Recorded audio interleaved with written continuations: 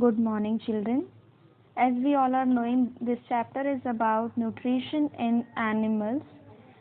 So, in the previous class, we have seen the introduction part of the nutrition and how its process is occurring inside different animals' body. And also, we have seen the interesting part of human, that is digestive system, and we have seen that how this digestion takes place and how we all are getting the energy. We have reached up to the last part, or we can say last topic of this chapter, that is nutrition in different kinds of animals. Here in this part we will study about two different kinds of animals.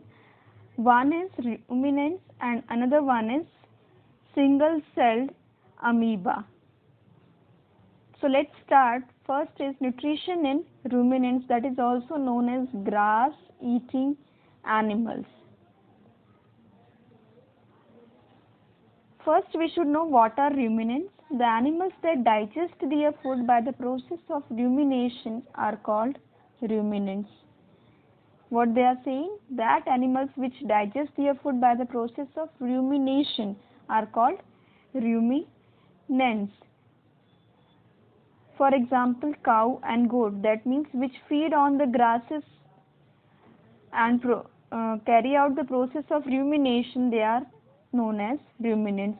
Now let's see what is rumination. First this should be clear to us, then only we will be able to define what is ruminant. So the ruminants have an outstanding feature as a part of their digesting process. They don't have to digest everything they eat immediately. As we have seen, cows and goats, when they are going for the grazing, they keep on eating the grasses very immediately, and in very short time they used to eat a large amount of grasses. So what they have done, they have just swallowed that grass for that time being. So they don't eat the food immediately, they are not eating it properly, they are just swallow it and store it in the rumen. Rumen is a very important, or we can say one part of their stomach where they store that food.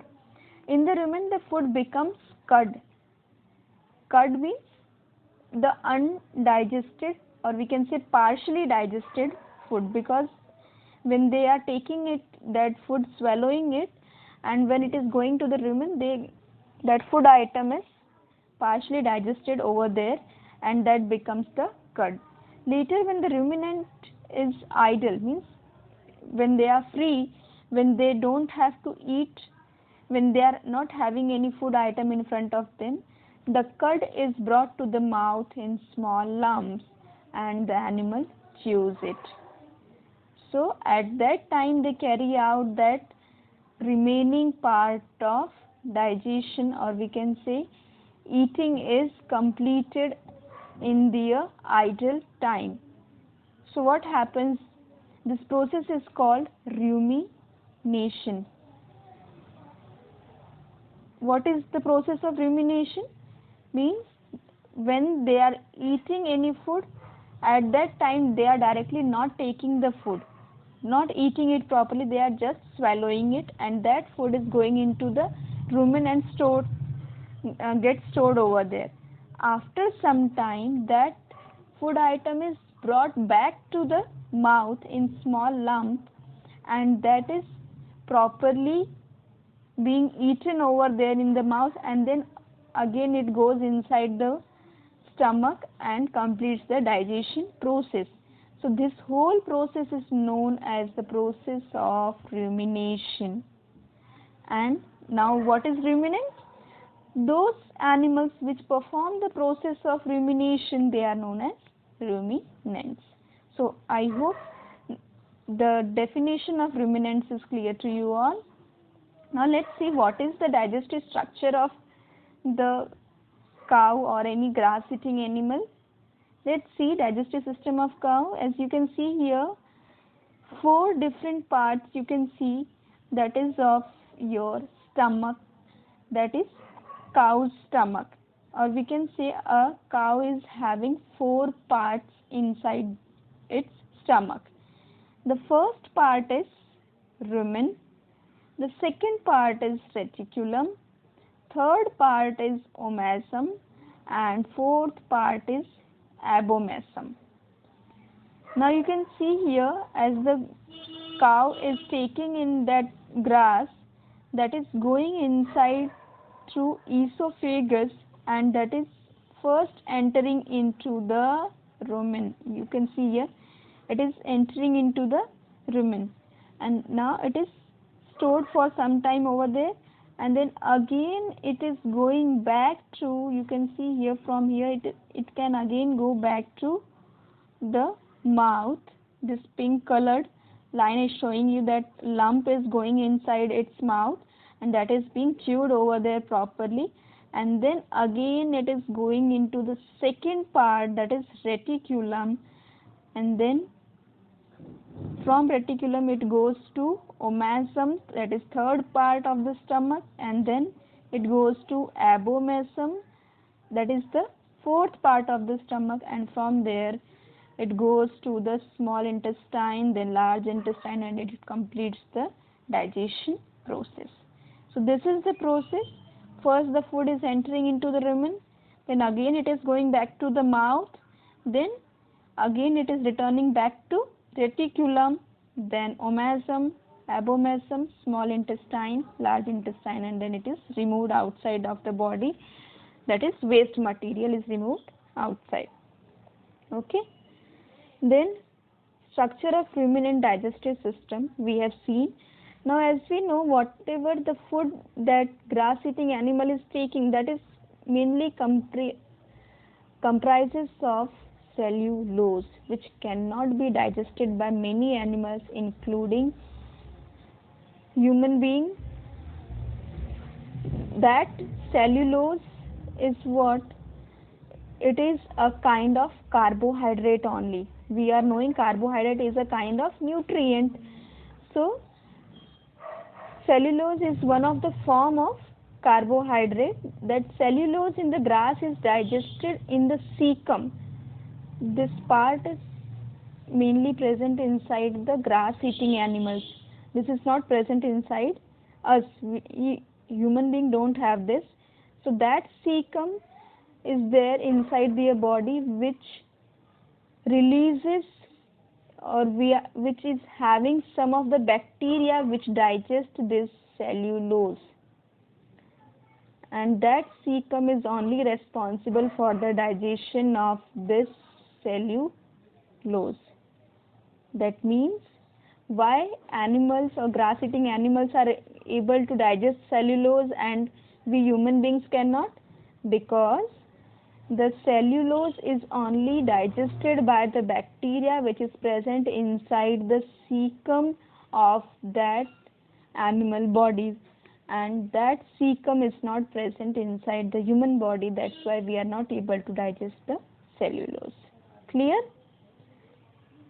Now once again, see here, you can see the very clear structure of the cow's digestive system. Esophagus, then reticulum, abomasum, rumen, omasum, then small intestine, large intestine, and all. We can say the process of digestion is same in all, but something or wherever the changes in the digestive system can take place, and different parts help in the digestive system. Now let's start with another part of this topic, that is digestion in amoeba. First of all, amoeba is a single-celled organism. Single-celled means it is having only one cell.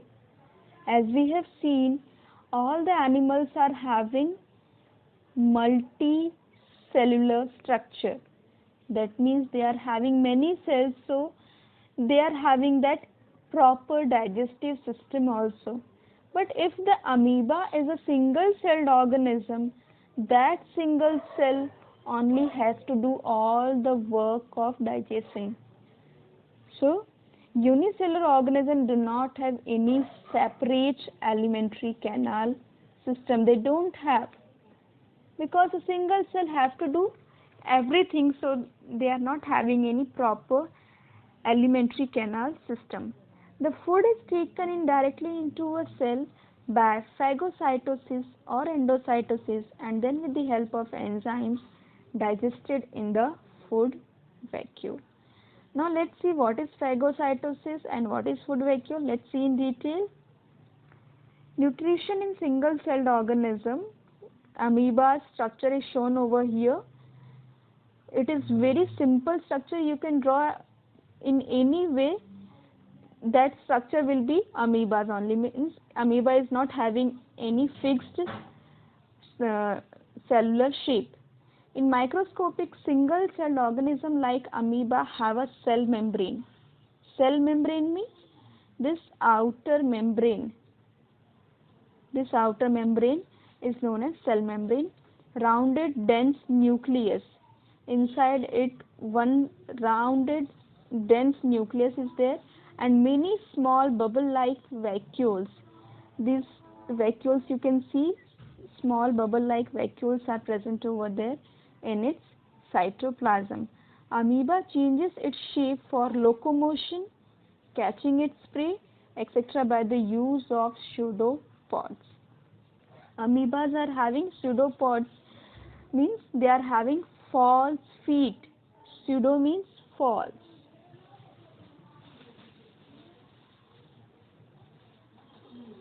And pods means feet.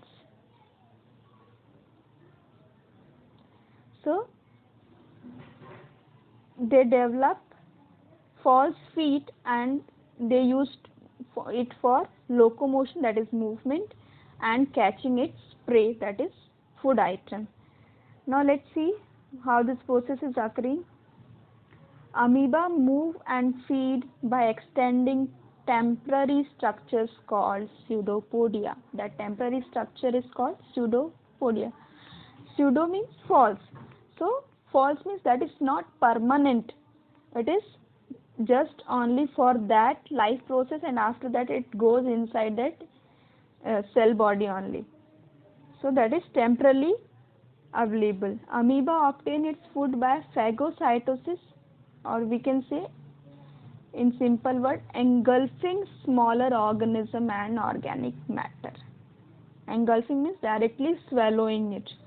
Food enveloped by the amoeba stored in the food vacuole. Whatever the food they engulf or they catch, that is stored in the food vacuole. Now nutrition in amoeba, we'll see in detail. Amoeba feed on some microscopic organism. When it senses food, it pushes out its pseudopods around the food particle.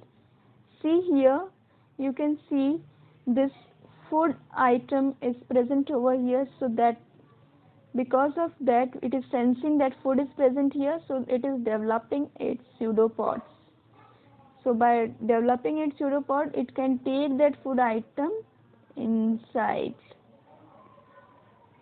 It forms a vacuole where digestive juices are secreted to absorb all nutrients from the food. So when this food item is engulfed inside that cellular body, it goes into the food vacuole. See here, this is food vacuole, and there that food item is going, and that food vacuole is secreting some of the digestive juices which help amoeba to digest that food item, and then it moves ahead.